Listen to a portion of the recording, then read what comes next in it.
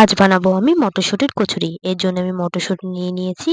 এবার মটরশুঁটি থেকে আমি খোসাগুলো ছাড়িয়ে নেব।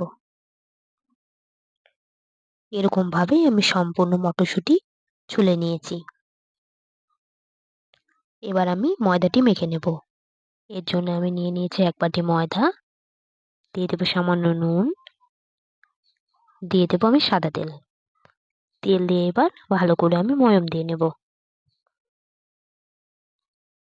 ভালো করে মেখে ময়াম দিয়ে নিতে হবে। যখন দেখবে এরকম ময়াম দেওয়া হয়ে গিয়েছে, তখন দিয়ে দেবো আমি অল্প জল। অল্প অল্প জল দিয়ে আমি এটিকে মেখে নেব।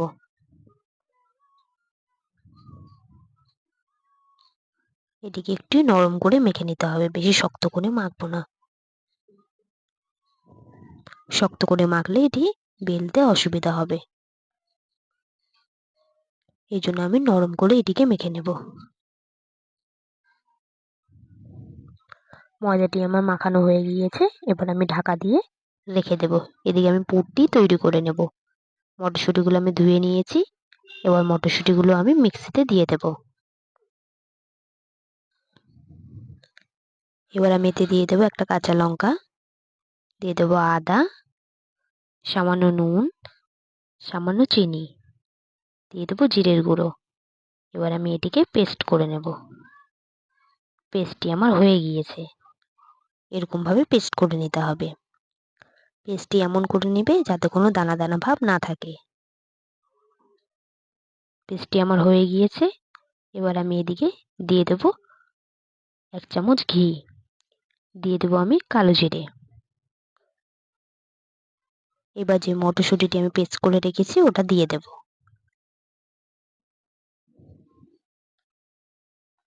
দিয়ে এবার এটিকে ভালো করে ভেজে নিতে হবে। এরকমভাবে নেড়ে নেড়ে ভালো করে ভেজে নেব, যাতে মটরশুঁটির কাঁচা গন্ধটি না থাকে।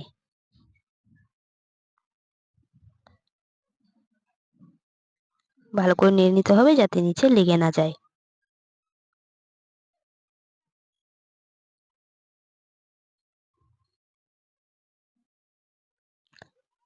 এদিকে আমার মটরশুঁটিগুলো ভাজা হয়ে গিয়েছে।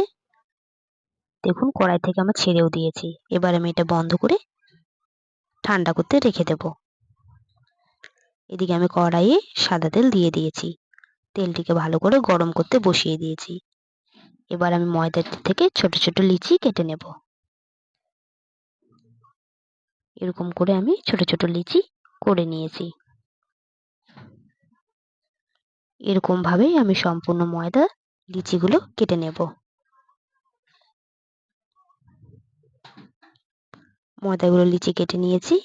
এবার আমি পুরটি যে করে রেখেছি ওটাও এরকম গোল গোল বল করে নেব, যাতে সবগুলো সমান আকার হয়।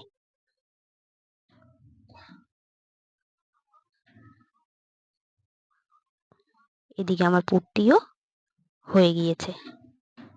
এবার আমি ময়দাটি থেকে হাতের সাহায্যে প্রেস করে এরকম বড় করে নেব। এর মধ্যে এবার মটরশুঁটি পুরটি দিয়ে এরকম ভাবে বন্ধ করে দিতে হবে। আর এক্সট্রা যে ময়দাটি থাকবে এরকম করে বের করে দেব। এরকম ভাবে আমি সম্পূর্ণ পুর ময়দার মধ্যে ভরে দিয়েছি।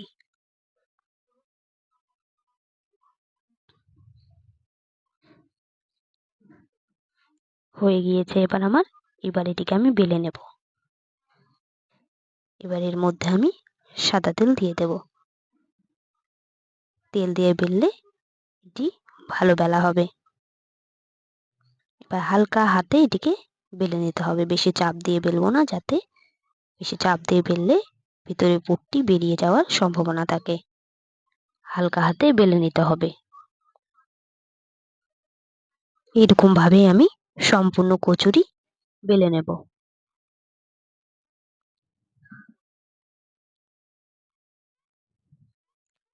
কচুরিগুলো আমার বেলা হয়ে গিয়েছে। এদিকে আমার তেলটিও গরম হয়ে গিয়েছে। কচুরিটি আমি এবার ছেড়ে দেবো তেলের মধ্যে। আঁচটিকে কমিয়ে রাখবে। হালকা হালকা আমি উপর দিয়ে তেল দিয়ে দেব। যখন দেখবে হালকা এটা ফুলে আসবে, তখন হালকা উপর দিয়ে চাপা দিলেই কচুরিটি ফুলে যাবে। আমি যেমন করে করছি এরকম করে করবে, কচুরিগুলো ভালোই ফুলো ফুলো হবে। কচুরিটি আমার হয়ে গিয়েছে, তুলে নেব। এরকম ভাবে আমি সবগুলো কচুরি ভেজে নেব।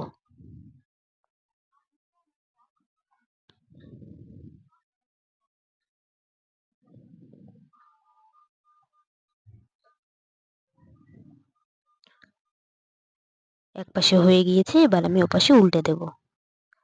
কচুরিগুলোকে এরকম করেই আমি লাল করে ভেজে নেব। সবগুলো কচুরি আমার ভাজা হয়ে গিয়েছে। দেখুন কত ফুলো ফুলো হয়েছে। ভিতরে পুরটিও আপনাদের দেখিয়ে দিচ্ছি কেমন হয়েছে। এতেই আমার তৈরি হয়ে যাবে মটরশুঁটির কচুরি। এরকম ভাবে একবার মটরশুঁটির কচুরি খেয়ে দেখুন।